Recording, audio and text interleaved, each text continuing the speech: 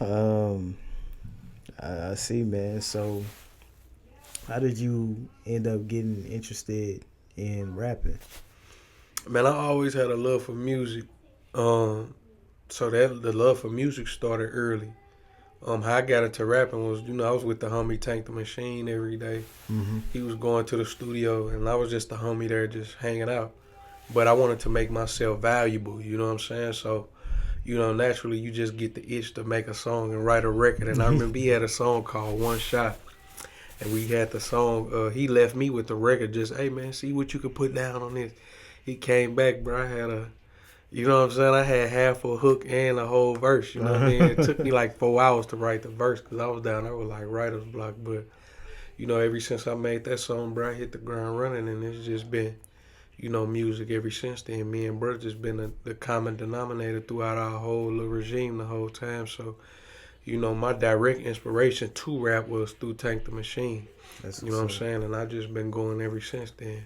Did y'all like link up when y'all was in high school? Yeah, Or yeah. So like he was my partner first. We mm-hmm. that's like my best friend. You know what I'm saying? We like the index and the middle finger. We right there together. You know what I'm Yeah, saying? yeah, He point, I'ma say fuck you. You know what I yeah. mean? So, uh-huh. uh, yeah, man, we kind of bonded through music because I heard him rapping something crazy when he was like 16, and this when I was lurking on this girl Bebo page, and then you just go down a rabbit hole on the internet. Yeah. You hear me? And I heard him rapping, and I went to school the next day. At the time, his name was like Mr. Conscious. I was like, Mr. Conscious, what's up? I heard that shit. You know what I'm saying? And we linked up then, bro. It's been history ever since then, bro. We bonded through, music. He was already a solid cat, and that just became my brother forever. You know what I'm saying? That's what's So up, yeah, man. we oh shit, almost 20 years deep as partners and as brothers. That's what's up, man. Yeah. How did y'all end up linking up with Darren Seals? He actually, grew up around my way.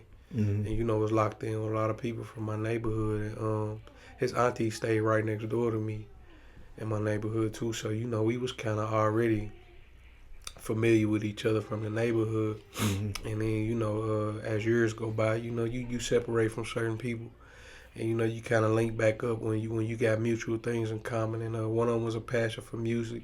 You know what I'm saying, and just a passion for your people, really. Mm-hmm. And we linked back up, I want to say, around 2012, and we was just, man, locked in every day. You hear me? Like, Mm-hmm.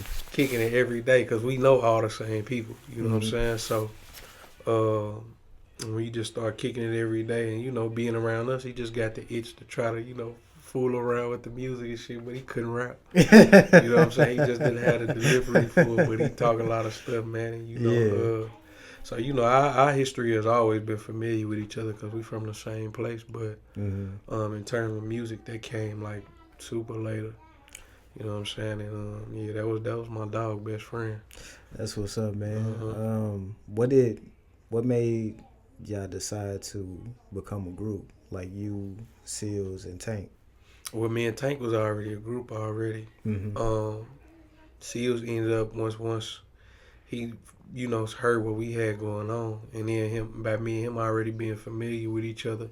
You Mm-hmm. know what I'm saying? Just through life in general. He was just like, man, this what it is. Like, he was at a down period in his life too. He had just got shot, and he had went broke, Mm-hmm. and I'm sure if he was alive, he'd probably tell that story too. And I was looking out for him. Mm-hmm. You know what I'm saying? Letting him stay over at my crib or whatever. Kicking him down some bread. Mm-hmm. You know what I'm saying? And helping him get back up while he was down. And he was in between a few little places. Yeah. You know what I'm saying? And when you just do genuine stuff for people who you love, bro, you just naturally just, all right, this my tribe right here. Yeah.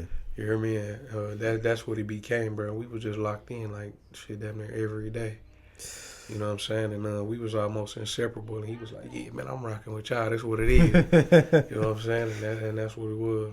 So, y'all decided to become a group, and like his role was it more so like a manager type deal? Or? Nah, it wasn't that. he had a strong opinion and a strong voice. Mm-hmm. You know what I'm saying? So it might have seemed that way from the outside, like in terms of like what we did as a group. most of the decisions came either through me or something that Tank wanted to do. Yeah. And naturally, if he involved with us, then he was going with the flow. Mm-hmm. But he had that energy that was so infectious to where it just looked like he was, he might have been shot calling and shit like that. But but some things he did make happen. I think we had a feature with Young Noble from the Tupac Outlaws. Yeah. If I remember correctly, he was the one that made that happen. When we had a song called Born Targets. Yeah, with the homie T-Dub. So I think he made that decision, and maybe a few others early. Mm-hmm. We was letting them, kind of make a few little decisions here and there, but Mm-hmm. in terms of that, he was just a loud mouth. That's really what it was, man. When you got somebody like that so magnifying like that, man, Man.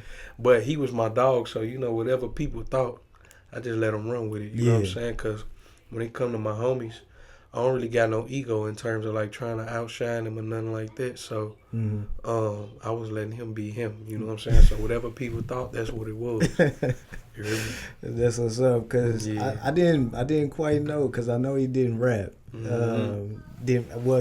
He kind of did a little something on the Born Targets. He was the DOA spokesperson.